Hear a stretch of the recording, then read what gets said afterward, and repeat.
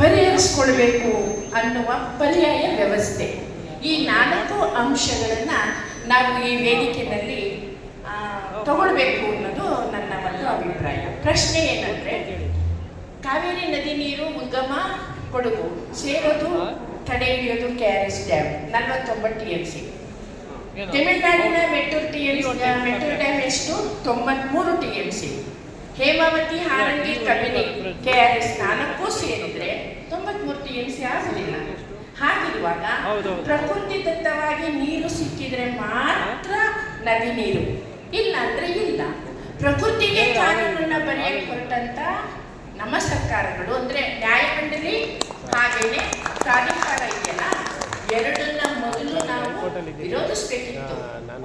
ಒಂದೇ ನಿಮಿಷದಲ್ಲಿ ನಿಮಗೆ ಮಾಹಿತಿಯನ್ನು ಹೇಳ್ತೀನಿ. 74ರಿಂದ 94 ಅಂದ್ರೆ ನ್ಯಾಯಮಂಡಳಿ ರಚನೆ ಆಗುವವರೆಗೆ 17 ವರ್ಷ ತಮಿಳುನಾಡು ಬದುಕಿತ್ತಲ್ಲ. ಕರ್ನಾಟಕ ಸರ್ಕಾರದಲ್ಲಿ ಯಾವುದೇ ಸ್ಟ್ರೈಕು, ಹೋರಾಟ, ನೀರಿದ್ದು ಏನು ಇರ್ಲಿಲ್ವಲ್ಲ. ಎಷ್ಟು ಜನ ಮುಖ್ಯಮಂತ್ರಿಗಳು ಯಾವುದೇ ಆದೇಶಗಳನ್ನು ತಿರಸ್ಕಾರ ಮಾಡಿದ ಇತಿಹಾಸ ಇದೆಯಲ್ಲ.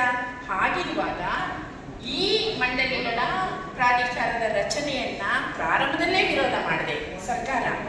ಇಲ್ಲಿಯವರೆಗೆ ಈ ವಿವಾದವನ್ನ ಉಂಟಾಗಲಿಕ್ಕೆ ಕಾರಣ ಆಗಿದ್ದು ಅಲ್ಲದೆ, ಅನ್ನದಾತರು ನಾವು ಅನ್ನದಾತರು KRS ಅಣೆಕಟ್ಟೆಯಿಂದ ನೀರನ್ನ ಪ್ರಯೋಜನ ಪಡ್ತೀವೋ, ಮಳೆ ಬೀಳಿಲ್ವೋ ಅನ್ನನ ತಿನ್ನುವ ಆಹಾರವನ್ನು ಉತ್ಪಾದನೆ ಮಾಡೋರು ನಾವು ಬೀದಿ ಕೂತ್ಕೊಂಡು ಹೋರಾಟ ಮಾಡಬೇಕಾ?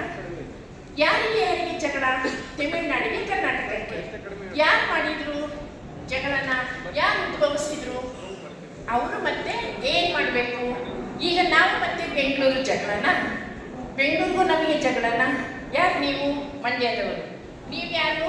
ಮಂಡ್ಯದವರು. ಮೇಡಮ್ ದೊಡ್ಡಪಾಳ್ಯ, ಸರ್ ಮಂಡ್ಯ, ನೀವೆಲ್ಲ ಮಂಡ್ಯ, ನಾನು ಮಂಡ್ಯ. ನಾನು ಕೊಡಲ್ಲ ನೀರನ್ನ ಕುಡಿಲಿಕ್ಕೆ ಬೆಂಗಳೂರಿಗೆ. ಯಾಕೆ? ಕೃಷಿಗೆ ಇಲ್ಲ. ಮಂಡ್ಯ ಜನ ಕುಡಿ ನೀರೇ ಇಲ್ಲ. ಯಾಕೆ ಬೆಂಗಳೂರಿಗೆ 5ನೇ ಅಂತ 6ನೇ ಅಂತ 7ನೇ ಅಂತ ಏನ್ ಹಂತಗಳು?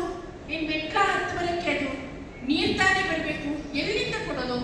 ಬೆಂಗಳೂರು ನಗರದಲ್ಲಿ ಬಿದ್ದ ಮಳೆ ನೀರಿನ ಸಂಗ್ರಹ ಎಷ್ಟು? ಹರಿದು ಬರುವ ನೀರಿನ ಸಂಗ್ರಹ ಎಷ್ಟು? ಎಲ್ಲವನ್ನು ಹೇಗೆ ಪರ್ಯಾಯವಾಗಿ ಯೋಚನೆ ಮಾಡಬೇಕಿತ್ತು. ಅದಕ್ಕೆ ಎಷ್ಟು ಹಣ ಖರ್ಚಾಗುತ್ತೆ? ಒಂದು ಬಜೆಟ್ ಅನ್ನು ರೂಪಿಸೋಣ. ದಯವಿಟ್ಟು ಕ್ಷಮಿಸಿ, ಈ ಸಭೆ ಅತ್ಯಮೂಲ್ಯವಾದ ಸಭೆ.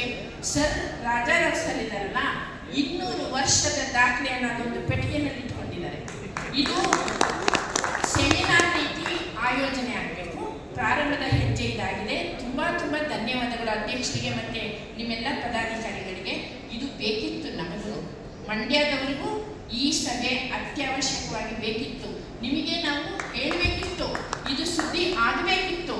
ನೀವು ಈ ನಿಟ್ಟಿನಲ್ಲಿ ಯೋಚನೆ ಮಾಡಿರೋದೇ ಬಹಳ ಅತ್ಯುತ್ತಮವಾದ ಅಂಶ ಅಂತ ನಾವು ಭಾವಿಸಿ, ಮುಂದಿನ ದಿನದಲ್ಲಿ ತಾವು ಒಂದು ಇನ್ನೊಂದಿಗೆ ಮೊಬೈಲ್ ಎಲ್ಲ ಆಫ್ ಮಾಡಿ ಅಥವಾ ಸೈಲೆಂಟ್ ಮಾಡಿ, ಯಾವುದೇ ಕೇಸು ವಗೈರೆ ಅಂತ ತಲೆಬಿಸಿ ಇಟ್ಕೊಳ್ಳದೆ ತಾವೇನಾದರೂ 4 ಗಂಟೆ ಸಮಯ ಕೊಡ್ತೀರಾ ಅನ್ನೋದಾದ್ರೆ ಸಂಪೂರ್ಣವಾಗಿ ಇದರ ಇತಿಹಾಸ, ಪ್ರಸ್ತುತ, ಪರಿಹಾರ 3 ಕೂಡ ನಾವು ಅಲ್ಲಿ ವ್ಯಕ್ತಪಡಿಸಲಿಕ್ಕೆ ತಯಾರಿದ್ದೀವಿ. ಸರ್ ಇದ್ದಾರೆ, ಸಂಪನ್ಮೂಲ ನಮ್ಮ ಹತ್ರ ತುಂಬ ಇದೆ. ಹಾಗಂತ ಹೇಳ್ತಾ ಮುಖ್ಯವಾಗಿ ನಾವು ಸರ್ಗೂ ನಾನು ಕೂಡ ಧನ್ಯವಾದ ಹೇಳ್ತಾ, 20 ನಿಮಿಷದಲ್ಲಿ ನೀವು ಕೊಟ್ಟ ಮಾಹಿತಿ ಇದೆಲ್ಲ ಸರ್ ಮತ್ತೆ ಇವತ್ತು ಕೂಡ ಇಲ್ಲಿ ದಾಖಲಾಗಿದೆ. ಈ 20 ನಿಮಿಷದ ಅವಧಿ ಮತ್ತೆ ನಮ್ಮ ಸಮಿತಿಯ ಸದಸ್ಯರು ಹಿರಿಯರು ಮಾತನಾಡಿದಂಥ ದಾಖಲೆಗಳು, ನಾವು ಇಟ್ಕೊಂಡಿರುವಂಥ ಮಾಹಿತಿಗಳೆಲ್ಲವನ್ನು ನಿಮಗೆ ಕೈಪಿಡಿಯಾಗಿ ಇಡೀ ಬೆಂಗಳೂರು ಜನಕ್ಕೆ ಹಂಚುವ ಅವಶ್ಯಕತೆ ಇದೆ. ಸರ್ಕಾರ ನಮ್ಮದೇ, ನಾವು ರೂಪಿಸೋದೆ. ಸರ್ಕಾರ ಮಾಡುವ ತಪ್ಪುಗಳೆಲ್ಲ ನೀವು ಹೇಗೆ ಒಪ್ಕೊಡೋಕ್ಕೆ ಸಾಧ್ಯ? ಆದರೆ ಇವತ್ತಿನ ಸರ್ಕಾರದ ನಡೆ ಇದೆಯಲ್ಲ, ಬಹಳ ಜಾಣತನದಲ್ಲಿ ನಡೆಯಿದೆ. ಇದು ಬಿಡಲ್ಲ ನೀರನ್ನ ಅಂತ ಹೇಳಿದೆ, ಹಾಗೆಯೇ ಮೇಲ್ಮನವಿಗೆ ಹೋಗ್ತೀವಿ ಅಂತ ಕೂಡ ಹೇಳಿದೆ. ನಮ್ಮ ಸಮಿತಿ ಅದನ್ನು ನಾವು ಸ್ವಾಗತಿಸಿದ್ದೀವಿ.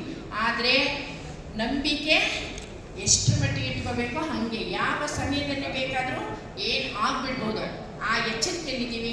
ನೀರೊಳಗೆ ಕುಳಿತು ಹೋರಾಟ ಮಾಡಿದ್ದೀವಿ, ರಸ್ತೆ ನನ್ನ ತಿಂದಿದ್ದೀವಿ. ಯಾಕೆ ಅಂದರೆ ಕೃಷಿಗೆ ನೀರು, ಕೃಷಿಗೆ ಆದ್ಯತೆ, ಕೃಷಿ ಇದ್ರಷ್ಟೇ ಬದುಕು. ಕಾವೇರಿ ನದಿ ನೀರಿನ 8 ಜಿಲ್ಲೆಯ ಕಾವೇರಿ ಕೊಳ್ಳ ಭಾಗದ ಎಲ್ಲ ಜನರ ನಡುವೆ ನಾವು ಓಡಾಡಿದ್ದೀವಿ, ತಿರುಗಾಡಿದ್ದೀವಿ.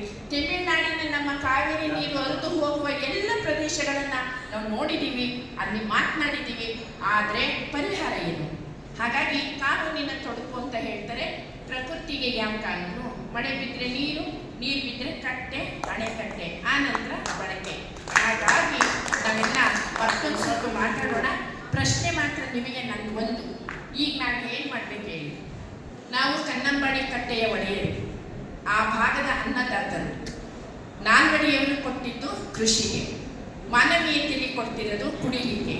ನೀರಿಲ್ಲ, ತಮಿಳ್ನಾಡು ನೀರು ಕೇಳ್ತಾ ಇದೆ, ಸರ್ಕಾರ ಹಾಗೆ ಹೇಳ್ತಾ ಇದೆ.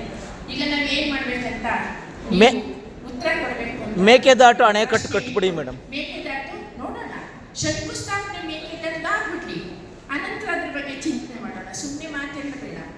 ಇಷ್ಟನ್ನ ನಾನು ನಿಮ್ಮಲ್ಲೇ ಪ್ರಶ್ನೆ ಇಟ್ಟು ವೇದಿಕೆ ಹಂಚ್ಕೊಂಡಿದ್ದಕ್ಕೆ ನೀವು ಅವಕಾಶ ಮಾಡಿದ್ದೀರಾ. ಧನ್ಯವಾದ.